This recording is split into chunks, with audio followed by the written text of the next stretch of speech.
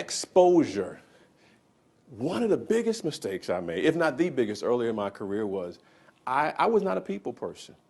And I had this little inner city mentality in my mind where if you don't pay me, I ain't going. And so if it was a retirement party for a beloved executive, I didn't go. If it was a golf outing on a Saturday morning that interfered with my basketball league, I didn't go. And what I found out is that I was missing an exposure opportunity. Remember what I said, no one's going to pull you up the ladder and recommend you or sponsor you unless they know you or know something about you.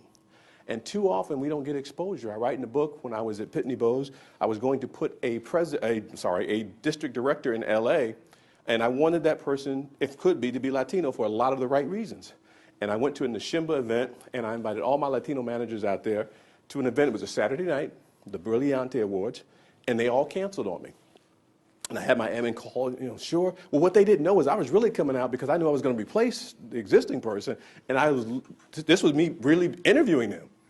They missed out. Now, one guy did show up, and I said, glad you could make it. I said, what happened? He says, well, I had this hot date, and I said, well, she'll still be hot when you leave out of here. But the fact of the matter is you need to know who are the leaders, who are the power brokers. And there's something that takes place called succession planning. Do you guys talk openly about succession planning and what that is? Think of it this way. Think of the NFL draft.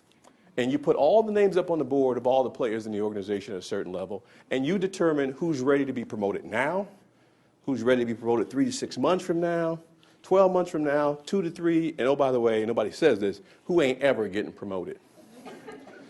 You need somebody in that room who knows you, the value that you bring. You need to be exposed. You need to expose the different functions. If you're in marketing, you need to understand what happens in finance. If you're in finance, you might want to know what happens in sales.